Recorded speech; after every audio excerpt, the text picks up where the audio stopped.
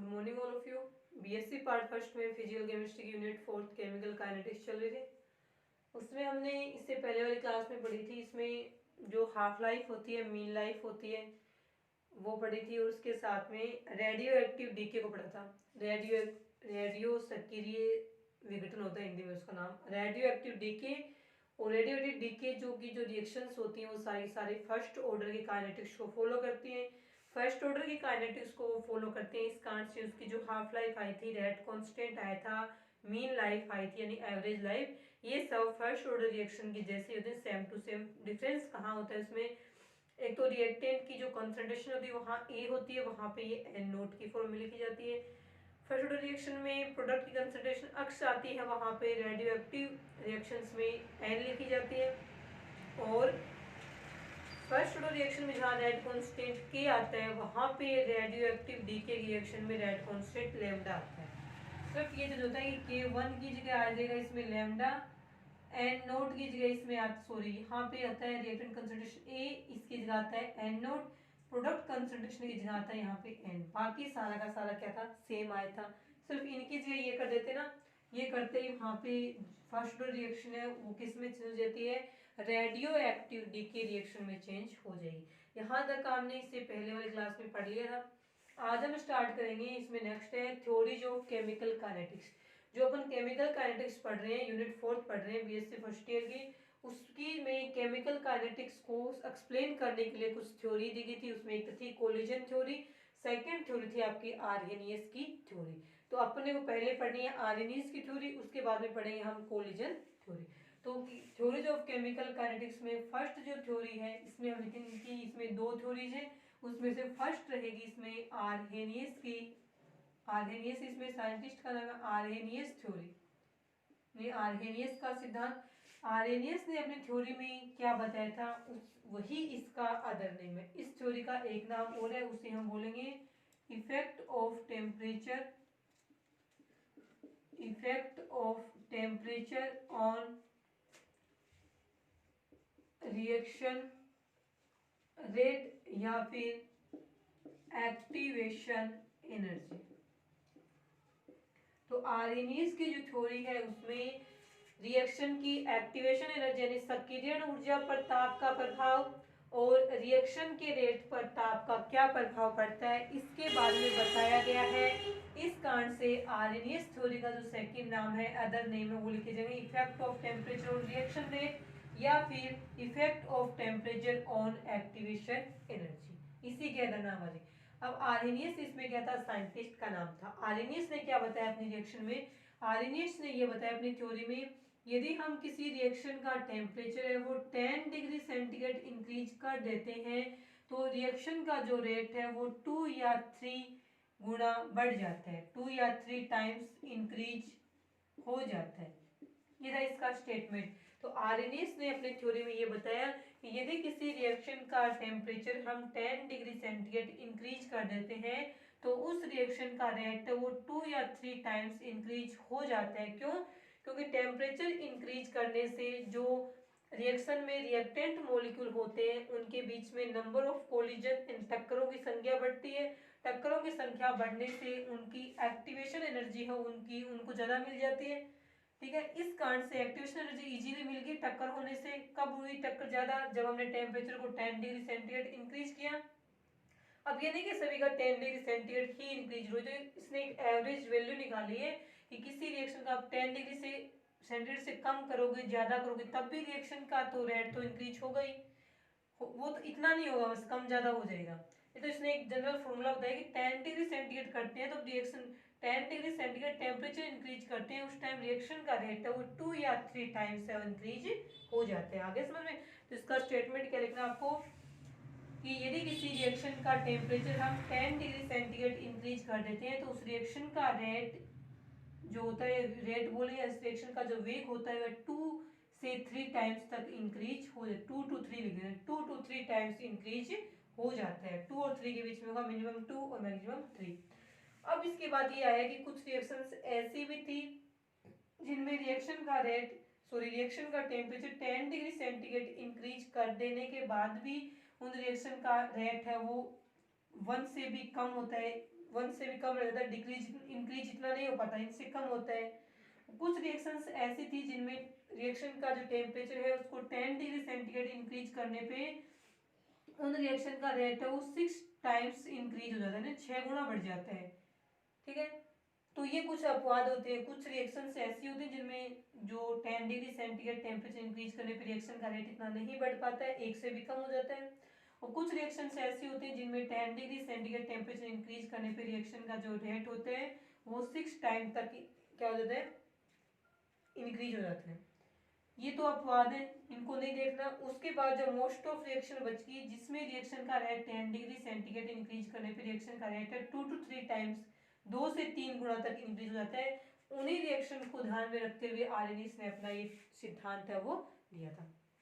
अब आर्हेनियस ने इसके बेस पे बनाया था टेम्परेचर कोफिशिएंट, ये कई बार पूछ जाते हैं एग्जाम में इसी थ्योरी में, ये टेम्परेचर कोफिशिएंट जिसे हिंदी में बोला जाता है तापमान गुणांक।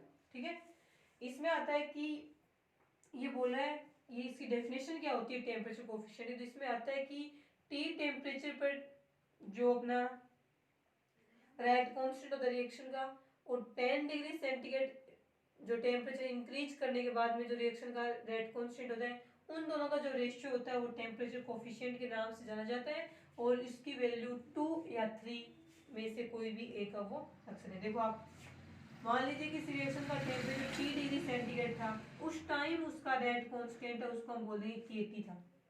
ठीक है, अगर हम कैपिटल टी से लिखते हैं केटी था।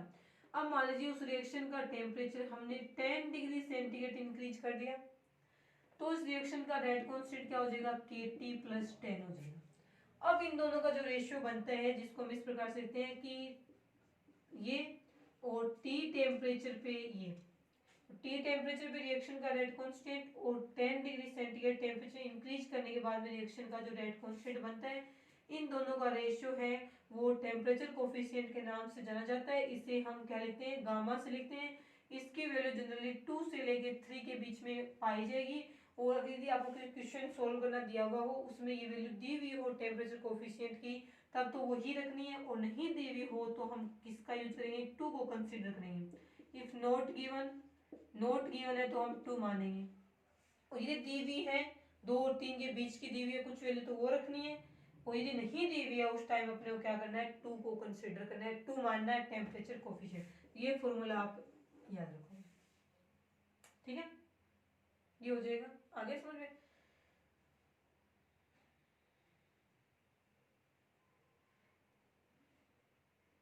हो गया होगा। उसके बाद में देखेंगे, ये था इसमें टेम्परेचर कोफिशिएंट, 10 डिग्री सेंटीग्रेड पे टेम्परेचर रेट कांस्टेंट, और 10 सॉरी टी टेम्परेचर पे रेट कांस्टेंट, और 10 डिग्री सेंटीग्रेड टेम्परेचर बढ़ाने के बाद जो रेट कांस्टेंट आता है, इन दोनों का जो रेशियो है वो टेम्परेचर कोफिशिएंट के नाम से जाना जाता है। अब उसके बाद में आपको जो नोट लगा के लाइनें लिखनी है उसमें ये रहेगा कि अब ये आर्हेनियस की थ्योरी है ना, वो तो ये बता रही है कि रिएक्शन में 10 डिग्री सेंटीग्रेड टेम्परेचर इंक्रीज करने से रिएक्शन का रेट 2 to 3 टाइम्स इंक्रीज हो जाता है। लेकिन जनरली क्या होता है कि रिएक्शन का जो रेट होता है वो 10 डिग्री सेंटीग्रेड टेम्परेचर इंक्रीज करने पे 200 से 300 गुना, 200 to 300 टाइम्स इंक्रीज हो जाता है। लेकिन जो कोलिजन थ्योरी थी उसके बेस पे इसे हम समझा नहीं सकते, कि कोलिजन थ्योरी के बेस पे सिर्फ इतना ही समझा सकते हैं कि रिएक्शन का टेम्परेचर इंक्रीज करने से जो रिएक्टेंट्स मॉलिक्यूल्स होते हैं उनकी काइनेटिक एनर्जी बढ़ती है, काइनेटिक एनर्जी इंक्रीज होगी तो उनकी वो जल्दी जल्दी गति करेंगे, काइनेटिक एनर्जी का तो यही मतलब है। तो काइनेटिक एनर्जी इंक्रीज होगी तो नंबर ऑफ कोलिजन इंक्रीज होगी, नंबर ऑफ कोलिजन एंड टक्करों की संख्या बढ़ेगी, तो रिएक्शन में रिएक्टेंट्स मॉलिक्यूल हैं वो फास्टली किसमें चेंज हो जाएंगे, प्रोडक्ट में चेंज हो जाएंगे। प्रोडक्ट में चेंज हो जाने का मतलब है कि उनकी रिएक्शन की रेट इंक्रीज होगी। तो कोलिजन थ्योरी ये बता रही है कि रिएक्शन के टेम्परेचर में 10 डिग्री सेंटीग्रेड इंक्रीज करने से रिएक्शन का जो रेट है वो 2 to 3 टाइम, 2 से 3 गुना तक बढ़ जाता है। लेकिन यदि हम किसी रिएक्शन का प्रैक्टिकली ऐसे मेजरमेंट करें तब क्या आता है कि रिएक्शन का रेट 10 डिग्री सेंटीग्रेड इंक्रीज करने पे 2 से 3 गुना नहीं 200 से 300 गुना बढ़ जाता है। अब इसकी व्याख्या तो ये जो कोलिजन थ्योरी तो कर नहीं पाई, तो इसमें 200 से 300 गुना कैसे बढ़ता है इसकी व्याख्या की गई थी आर्हेनियस थ्योरी के द्वारा। अब आर्हेनियस ने अपनी थ्योरी में जो पोस्टुलेट बताए थे वो लिखेंगे, उससे पहले ये ध्यान रखना टेम्परेचर कोफिशिएंट। ठीक है,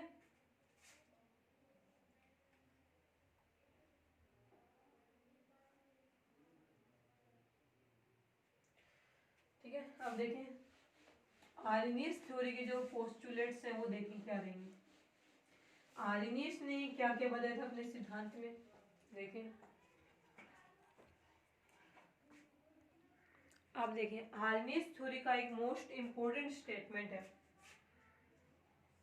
मतलब कि ये बोला आर्हेनियस थ्योरी का जो एक स्टेटमेंट है एक लाइन में, वो देखो क्या होता है, वो ये होता है कि किसी रिएक्शन का टेम्परेचर इंक्रीज करने से, अब प्रैक्टिकली डिटरमाइन करेंगे किसी रिएक्शन का रेट टेम्परेचर इंक्रीज करके, तो क्या आएगा कि उसमें 10 डिग्री सेंटीग्रेड टेम्परेचर इंक्रीज करने से रिएक्शन का रेट है वो 200 से 300 गुना बढ़ गया है। अब इसके लिए बताया है आर्हेनियस ने, ये बताया अपनी थ्योरी में कि किसी रिएक्शन का टेम्परेचर इंक्रीज करने से उस रिएक्शन का रेट है वो प्री एक्सपोनेंशियली इंक्रीज होता है। 2 to 3 टाइम होता है तो वो प्री एक्सपोनेंशियली नहीं है, प्री एक्सपोनेंशियली ऐसे होता है कि रिएक्शन का रेट ऐसे क्या हो गया, इंक्रीज हो गया। इस प्रकार से इंक्रीज होता है रिएक्शन का रेट, प्री एक्सपोनेंशियल में ऐसे आएगा, प्री एक्सपोनेंशियली इस प्रकार से इंक्रीज होता है कि टेम्परेचर बढ़ता है उसकी कंपेरिजन में रेट है वो बहुत ही ज्यादा इसका इंक्रीज हो जाता है। तो इसके लिए अपने को क्या करना है वो देखिए। अब आर्हेनियस ने अपना जो थ्योरी दी थी उसमें जो अपनी इक्वेशन दी थी वो वॉन होफ इक्वेशन से बनाई थी। तो वॉन होफ इक्वेशन क्या रहेगी वो देखिए यहाँ पे। तो आर्हेनियस का जो स्टेटमेंट रहेगा थ्योरी का वो रहेगा कि किसी रिएक्शन का टेम्परेचर, किसी रिएक्शन का टेम्परेचर 10 डिग्री सेंटीग्रेड इंक्रीज करने पर उसका रेट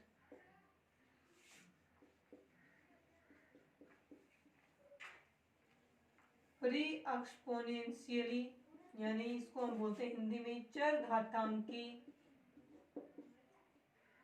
इंक्रीज हो जाता है, इंक्रीज हो जाता है। ये स्टेटमेंट रहेगा आर्हेनियस थ्योरी का, किसी रिएक्शन का टेम्परेचर इंक्रीज करने पर उसका रेट है वो प्री एक्सपोनेंशियली इंक्रीज हो जाता है। तो according to Van Hoff equation, Van Hoff की आइसोथर्म इक्वेशन के अनुसार ये आएगा डी एल एन के सी अपॉन में डी टी, ये राइट कॉन्स्टेंट है, is equal to del E upon में आर टी स्क्वायर। ये थी वॉन होफ की इक्वेशन। उसके बाद में आर्हेनियस ने इस इक्वेशन को सोल्व किया तो उसको मिली थी इस इक्वेशन के इज इक्वल टू ए ई की पावर माइनस में ई ए अपॉन में आर टी। ये जो इक्वेशन आर्हेनियस ने बनाई थी इसको सोल्व करके इसे बोला जाता है आर्हेनियस इक्वेशन। और ये रिएक्शन के रेट पर और रिएक्शन की एक्टिवेशन एनर्जी पर टेम्परेचर के इफेक्ट को शो करती है। और इस रिएक्शन में जो ए लिखा हुआ है वो इस रिएक्शन में क्या है, आर्हेनियस कांस्टेंट है, जिसे हम प्री एक्सपोनेंशियल फैक्टर या प्री एक्सपोनेंशियल कांस्टेंट भी बोल सकते हैं। ये क्या है, एक्सपोनेंशियल, ये है एक्टिवेशन एनर्जी, आर है कांस्टेंट की टेम्परेचर है, के यहाँ पे क्या हो जाएगा, रेट कांस्टेंट है वो माना जाता है। ये आपको इक्वेशन इसमें क्या क्या है आगे भी फिर से आएंगे तब वहाँ पे लिखा देंगे। ये याद रखना एक बार, जो वॉन होफ की इक्वेशन है उसको सोल्व करके आर्हेनियस ने इक्वेशन दी थी, इसलिए इसी के नाम पे इसे आर्हेनियस इक्वेशन के नाम से जाना जाता है। आगे इसमें उसके बाद में पढ़ना है अपने को आर्हेनियस की जो थ्योरी है उसके पोस्टुलेट क्या क्या है, देखें इसमें लिखें इसको। अब देखिए नेक्स्ट हम लिखेंगे इसके पोस्टुलेट, अभिग्रहित, आर्हेनियस सिद्धांत के अभिग्रहित क्या क्या रहेंगे, देखें इसमें।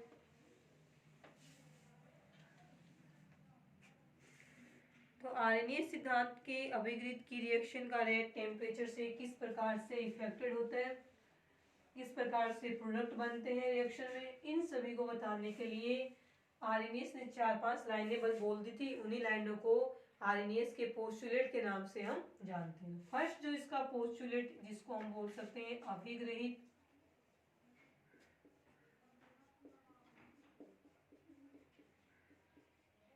अभिग्रहित क्या रहेगा इसका, देखें फर्स्ट अभिग्रहित ये रहेगा इसका पोस्टुलेट आर्हेनियस थ्योरी का कि मान लीजिए कोई रिएक्शन हो रही है, रिएक्शन में क्या है रिएक्टेंट मॉलिक्यूल्स होते हैं, क्रियाकारी अणु होते हैं।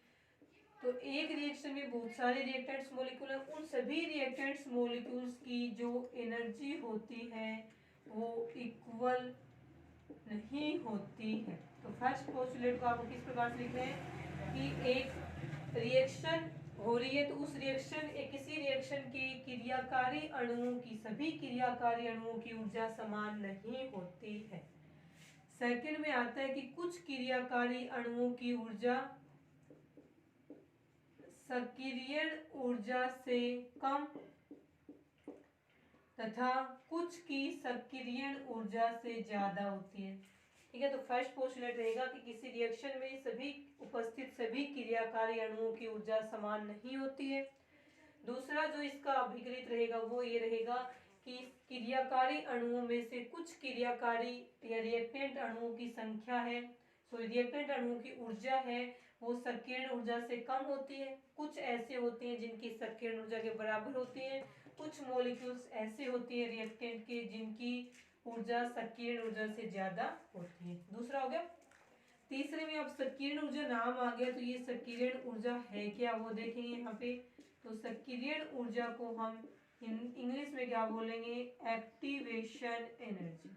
तो सक्रियण ऊर्जा क्या रहेगी, एक्टिवेशन एनर्जी।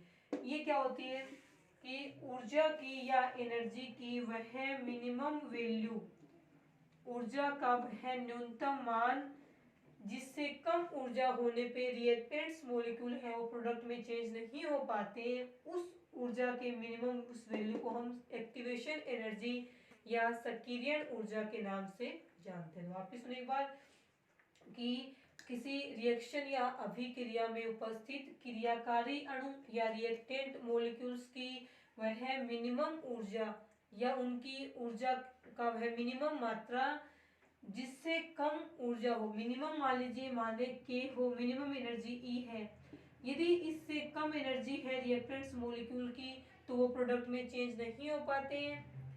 तो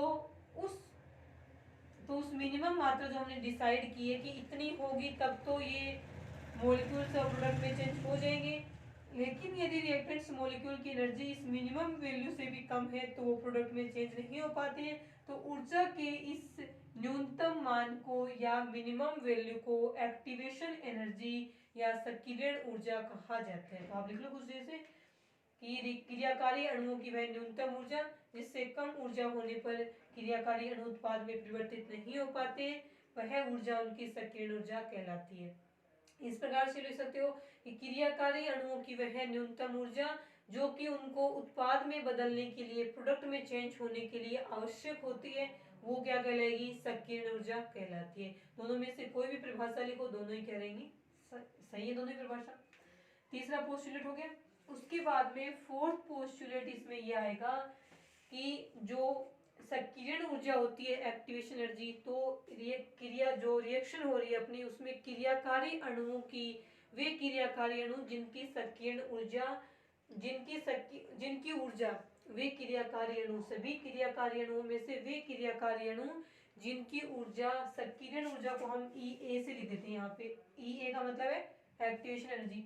तो यदि क्रियाकारी अणुओं की ऊर्जा एक्टिवेशन ऊर्जा से कम होती है, सक्रियण, तो वे क्रियाकारी अणु जिनकी ऊर्जा सक्रियण ऊर्जा से कम होती है वे उत्पाद में परिवर्तित नहीं हो पाते, तो वे प्रोडक्ट में चेंज नहीं हो पाते। जबकि वे क्रियाकारी अणु जिनकी ऊर्जा एक्टिवेशन एनर्जी या सक्रियण ऊर्जा के बराबर हो या फिर उससे ज्यादा हो तो वे अणु क्रिया करके उत्पाद में परिवर्तित हो जाते हैं। तो ऐसे वाले अणु चेंज नहीं हो पाते, जबकि वे अणु जिनकी ऊर्जा सक्रियण ऊर्जा के बराबर या उससे ज्यादा हो वे अणु क्रिया करके उत्पाद में या प्रोडक्ट में चेंज हो जाते हैं। ये रहेगा इसका फोर्थ पोस्टुलेट। अब पांचवें पोस्टुलेट में आपको क्या करना है कि ये जो वे रिएक्शंस जिनकी एक्टिवेशन एनर्जी का मान कम होता है उन रिएक्शन का रेट क्या होता है, ज्यादा होता है। क्योंकि मॉलिक्यूल्स एक्टिवेशन एनर्जी कम है इसका मतलब बहुत सारे रिएक्टेंट मॉलिक्यूल ऐसे मिल जाएंगे अपने को उस रिएक्शन मिक्सचर में जिनकी ऊर्जा क्या एक्टिवेशन एनर्जी के बराबर हो, क्योंकि खुद ही कम है तो रिएक्टेंट मॉलिक्यूल की संख्या ज्यादा होगी जिनके पास में एक्टिवेशन एनर्जी हो, और जितने ज्यादा रिएक्टेंट्स मॉलिक्यूल होते हैं एक्टिवेशन एनर्जी या उससे ज्यादा एनर्जी वाले, उस रिएक्शन का रेट क्या होता है, उतना ही ज्यादा होता है। ठीक है, तो ये पांचवा पोस्टुलेट हो गया। तो एक्टिवेशन एनर्जी जिस रिएक्शन की ज्यादा होगी तो इसका मतलब उस रिएक्शन मिक्सचर में प्रेजेंट जो रिएक्टेंट्स मॉलिक्यूल है उनकी संख्या कम है, उन अणुओं की संख्या कम है जिनकी एनर्जी एक्टिवेशन एनर्जी के बराबर हो या क्या हो, ज्यादा हो। यानी इन ऐसी एनर्जी वाले रिएक्टेंट्स मॉलिक्यूल की संख्या कम है। कब? जब इन एक्टिवेशन एनर्जी ज्यादा है, उस टाइम जब रिएक्टेंट्स मॉलिक्यूल ही कम है प्रोडक्ट में चेंज होने के लिए, जो आरएनए जो एक्टिवेशन एनर्जी के इक्वल एनर्जी वाले या इससे ज्यादा एनर्जी वाले रिएक्टेंट्स मॉलिक्यूल कम है तो उसका मतलब प्रोडक्ट भी कम बनेंगे, प्रोडक्ट कम बनेंगे इसका मतलब रिएक्शन का रेट क्या हो जाएगा, कम हो जाएगा। तो ये फॉर्मूला बनाएंगे हम पांचवें पोस्टुलेट में कि यदि किसी रिएक्शन की एक्टिवेशन एनर्जी का मान ज्यादा है तो उस रिएक्शन में क्रिया करने वाले रिएक्टेंट्स मॉलिक्यूल्स की संख्या कम होगी। कौन से मॉलिक्यूल की संख्या? जिनकी एनर्जी एक्टिवेशन एनर्जी के बराबर या ज्यादा हो, उनकी संख्या कम हो जाने से रिएक्शन का रेट क्या हो जाएगा, डिक्रीज हो जाता है। और रिएक्शन की एक्टिवेशन एनर्जी कम होती है तो क्रियाकारी अणु जिनकी ऊर्जा एक्टिवेशन एनर्जी के बराबर या उससे अधिक होती है, उनकी संख्या ज्यादा होने से अधिक संख्या में प्रोडक्ट बनाएंगे। प्रोडक्ट ज्यादा बनेगा तो उस रिएक्शन का रेट भी क्या हो जाएगा, ज्यादा हो जाएगा। ये पांचवा पोस्टुलेट। उसके बाद में जो 6 नंबर पोस्टुलेट हम पढ़ेंगे उसमें ये आता है कि रिएक्शन में कोलिजन होने से जो रिएक्टेंट्स मॉलिक्यूल होते हैं उनमें आपस में क्या होती है, कोलिजन होती है। कोलिजन का मतलब उनमें आपस में क्या होती है, संघट या टक्करें होती हैं। ठीक है, संघट बोले या टक्करें बोले एक ही बात है। तो जो क्रियाकारी अणुओं को एक्टिवेशन एनर्जी टू टाइप से मिलती है। पहला टाइप तो ये होता है कि उनको एक्टिवेशन एनर्जी, मान लीजिए कोई रिएक्टेंट्स मॉलिक्यूल्स ऐसे हैं जिनकी एक्टिवेशन एनर्जी, जिनकी ऊर्जा एक्टिवेशन एनर्जी के बराबर या उससे अधिक है, वो तो क्या करेंगे, डायरेक्ट प्रोडक्ट में चेंज हो जाएंगे। अब बच गए वे रिएक्टेंट्स मॉलिक्यूल जिनकी एक्टिवेशन एनर्जी जिनकी एनर्जी एक्टिवेशन एनर्जी से कम है तो वो प्रोडक्ट बना नहीं पाते। तब क्या होता है कि वो दो प्रकार से अपनी एनर्जी को वो एक्टिवेशन एनर्जी के इक्वल कर सकते हैं। तो उनमें से रहेगा कि फर्स्ट तो वे क्या करें, कोलिजन करें। कि दो रिएक्टेंट्स मॉलिक्यूल जिनकी एक्टिवेशन एनर्जी क्या होती है, जिनकी एनर्जी एक्टिवेशन एनर्जी से कम होती है, वे रिएक्टेंट्स मॉलिक्यूल आपस में कोलिजन करेंगे। कोलिजन करने से उनकी एनर्जी बढ़ जाती है। अब यदि कोलिजन भी टू टाइप्स की होंगी। अब यदि कोलिजन होते ही दो रिएक्टेंट्स मॉलिक्यूल के आपस में कोलिजन होते ही जो रिएक्टेंट्स मॉलिक्यूल्स होते हैं उनकी जो एनर्जी जो पहले कम थी एक्टिवेशन एनर्जी से, तो कोलिजन होने के बाद यदि दोनों की एनर्जी एक्टिवेशन एनर्जी के बराबर या उससे ज्यादा हो गई, इसका मतलब है कि वो रिएक्टेंट्स मॉलिक्यूल टक्कर करने के बाद प्रोडक्ट में चेंज हो गए। ऐसी जो कोलिजन्स होती हैं टक्करें, उनको हम इफेक्टिव कोलिजन या प्रभावी संघट कहते हैं। तो अणुओं के बीच होने वाले वे टक्करें या वे कोलिजन जिससे उनकी जो एनर्जी होती है वो एक्टिवेशन एनर्जी के बराबर या उससे ज्यादा हो जाती है, जिससे वे कि वो प्रोडक्ट में चेंज हो जाते हैं, ऐसे कोलिजन्स हैं वो इफेक्टिव कोलिजन्स या प्रभावी संघट कहलाती हैं। सेकेंड टाइप की कोलिजन वे होती हैं जिसको हम अप्रभावी या अनइफेक्टिव कोलिजन बोलते हैं। उसमें आता है कि यदि दो मॉलिक्यूल्स हैं, दो से ज्यादा भी हो सकते हैं, उनके बीच में कोलिजन हुई, जिनकी एनर्जी पहले भी एक्टिवेशन एनर्जी से कम थी, वो प्रोडक्ट में चेंज नहीं हो पा रहे थे, और कोलिजन होने के बाद में भी उन रिएक्टेंट्स मॉलिक्यूल की एनर्जी है वो एक्टिवेशन एनर्जी के बराबर नहीं हो पाई, उससे थोड़ी कम ही रह गई। एनर्जी इंक्रीज तो हुई कोलिजन करने से, लेकिन एक्टिवेशन एनर्जी के बराबर फिर भी नहीं हो पाई। तो इसका मतलब है कोलिजन करने के बाद वो दोनों रिएक्टेंट्स मॉलिक्यूल्स प्रोडक्ट में चेंज नहीं हो पाए। तो जब कोलिजन होने के बाद रिएक्टेंट्स मॉलिक्यूल प्रोडक्ट में चेंज नहीं हो पाते हैं, उनकी एनर्जी एक्टिवेशन एनर्जी जितनी नहीं हो पाती है, तो ऐसी जो कोलिजन होती है उसको हम क्या बोलते हैं, अप्रभावी संघट या अनइफेक्टिव कोलिजन के नाम से जानते हैं। तो दो आगे इसमें एक तो हो जाएगी इफेक्टिव कोलिजन प्रभावी, और दूसरी हो जाएगी इसमें अनइफेक्टिव कोलिजन यानी अप्रभावी। ठीक है, तो हमने बोला था कि वे रिएक्टेंट्स मॉलिक्यूल जिनकी एनर्जी एक्टिवेशन एनर्जी से कम होती है, प्रोडक्ट में चेंज नहीं हो पाती है, तो उनकी एनर्जी को एक्टिवेशन एनर्जी के इक्वल टू टाइप से कर सकते हैं। फर्स्ट तो कोलिजन से, कोलिजन में भी टू टाइप्स की इफेक्टिव कोलिजन हो गई तब तो इसका मतलब है एक्टिवेशन एनर्जी बढ़ गई, प्रोडक्ट में चेंज हो गए। और कुछ फिर बच गए, फिर भी बच गए क्योंकि उनमें क्या होती है, अनइफेक्टिव कोलिजन होने से उनकी एनर्जी एक्टिवेशन एनर्जी के बराबर नहीं हो पाई, नहीं हो पाई, इसका मतलब अब भी वो क्या है, प्रोडक्ट में चेंज नहीं हो पाए, तब हम उनको प्रोडक्ट में चेंज करने के लिए क्या करेंगे, तब हम उनको क्या करेंगे, टेम्परेचर देंगे। अब टेम्परेचर देने से भी उनकी क्या होती है, उनकी काइनेटिक एनर्जी बढ़ेगी, काइनेटिक एनर्जी बढ़ेगी तब वे क्या करेंगी, उनकी एक्टिवेशन एनर्जी भी बढ़ जाएगी, यानी कि तो जो अनइफेक्टिव कोलिजन के बाद भी जो रिएक्टेंट्स मॉलिक्यूल्स है प्रोडक्ट में चेंज नहीं हो पाए, उनको हमने क्या दिया, टेम्परेचर दिया बाहर से, टेम्परेचर दिया तो उनकी काइनेटिक एनर्जी इंक्रीज होगी, उनकी एनर्जी इंक्रीज होके एक्टिवेशन एनर्जी के इक्वल या उससे ज्यादा होगी, तो वो भी क्या होगी, प्रोडक्ट में चेंज होगी। तो ये 7 पोस्टुलेट हो गए इसमें आरएनएस के। वापस रिपीट करें, फर्स्ट में कि ऑल किसी रिएक्शन मिक्सचर में प्रेजेंट सभी रिएक्टेंट्स अणुओं की एनर्जी है वो समान नहीं होती है। सेकंड में लिखेंगे कि कुछ रिएक्टेंट्स अणुओं की संख्या संकीर्ण ऊर्जा से कम होती है, कुछ की ज्यादा होती है, कुछ की संकीर्ण ऊर्जा के बराबर होती है। तीसरे में आएगा संकीर्ण ऊर्जा क्या होती है, तो रिएक्शन या किसी अभिक्रिया में क्रियाकारी अणुओं की वह न्यूनतम ऊर्जा जो कि उनको प्रोडक्ट में चेंज होने के लिए आवश्यक होती है, उसे हम संकीर्ण ऊर्जा कहते हैं, और इसे ई से शो करते हैं, एक्टिवेशन एनर्जी। फोर्थ में आएगा कि रिएक्शन मिक्सचर में उपस्थित वे रिएक्टेंट्स मॉलिक्यूल जिनकी एनर्जी एक्टिवेशन एनर्जी से कम होती है वो प्रोडक्ट में चेंज नहीं हो पाते हैं, जबकि वे रिएक्टेंट्स मॉलिक्यूल जिनकी एनर्जी एक्टिवेशन एनर्जी के बराबर या उससे अधिक होती है वे प्रोडक्ट में चेंज हो जाते हैं। उसके बाद पांचवा था कि यदि किसी रिएक्शन की एक्टिवेशन एनर्जी कम होती है तो एक्टिवेशन एनर्जी या उससे ज्यादा एनर्जी वाले रिएक्टेंट्स मॉलिक्यूल की संख्या ज्यादा होगी, संख्या ज्यादा होगी तो ज्यादा से ज्यादा प्रोडक्ट बनेगा, तो उस रिएक्शन का रेट भी क्या हो जाएगा, ज्यादा हो जाएगा। इसी में 5वें पोस्टुलेट में सेकंड लाइन लिखिए, लेकिन यदि किसी रिएक्शन की एक्टिवेशन एनर्जी ज्यादा है तो एक्टिवेशन एनर्जी या उससे ज्यादा एनर्जी वाले रिएक्टेंट्स मॉलिक्यूल्स की संख्या कम हो जाएगी तो कम संख्या में प्रोडक्ट बनेंगे, कम संख्या में प्रोडक्ट बनेंगे इसका मतलब रिएक्शन का रेट कम हो जाएगा। 6 पोस्टुलेट ये था कि वे रिएक्टेंट्स मॉलिक्यूल जिनकी एनर्जी एक्टिवेशन एनर्जी से क्या थी, कम थी, वो प्रोडक्ट में चेंज नहीं हो पाई, तो इनको हम प्रोडक्ट में 2 प्रकार से चेंज कर सकते हैं, या फिर इनकी एनर्जी को हम एक्टिवेशन एनर्जी के इक्वल या उससे ज्यादा 2 टाइप से कर सकते हैं, एक तो कोलिजन करवा के और दूसरी टेम्परेचर इंक्रीज करके। वैसे टेम्परेचर इंक्रीज करने से भी कोलिजन ही होती है एक प्रकार से देखें तो टेम्परेचर कोलिजन होने से क्या होता है, 2 टाइप्स की कोलिजन होती है, इफेक्टिव और अनइफेक्टिव। यदि 2 मॉलिक्यूल्स के आपस में कोलिजन होने के पश्चात उन मॉलिक्यूल्स की एनर्जी एक्टिवेशन एनर्जी के बराबर या उससे ज्यादा हो जाती है तब तो वो इफेक्टिव कोलिजन होगी, प्रभावी संघट होगी। ऐसा होने से रिएक्टेंट्स मॉलिक्यूल प्रोडक्ट में चेंज हो जाते हैं। उसके बाद भी कुछ रिएक्टेंट्स मॉलिक्यूल ऐसे बच जाते हैं जिनमें आपस में कोलिजन हो गई और लेकिन फिर भी उनकी एनर्जी एक्टिवेशन एनर्जी के बराबर नहीं हो पाई, यानी कम रहेगी तो वे प्रोडक्ट में चेंज नहीं हो पाएंगे, तो वे क्या कहलाती हैं, अनइफेक्टिव या अप्रभावी संघट कहलाती हैं। और फिर ये जो बचे हुए हैं जो अनइफेक्टिव कोलिजन कर रहे थे, जो प्रोडक्ट में चेंज नहीं हो पाए, उन रिएक्टेंट्स मॉलिक्यूल में क्या करते हैं, उनको टेम्परेचर इंक्रीज करते हैं, रिएक्शन का टेम्परेचर इंक्रीज करेंगे तो रिएक्टेंट मॉलिक्यूल्स की एक्टिवेशन एनर्जी बढ़ेगी, काइनेटिक एनर्जी बढ़ेगी, तो वो एनर्जी बढ़ते बढ़ते एक्टिवेशन एनर्जी की इक्वल या उससे ज्यादा हो जाएगी, और इक्वल या ज्यादा होते हुए रिएक्टेंट मॉलिक्यूल प्रोडक्ट में चेंज हो जाते हैं। ये था एक्टिवेशन एनर्जी के जो आरएनएस थ्योरी के पोस्टुलेट है। इसके बाद जो इसका नेक्स्ट पार्ट है यहाँ से आगे का वो हम करेंगे नेक्स्ट क्लास में। आज के लिए इतना ही।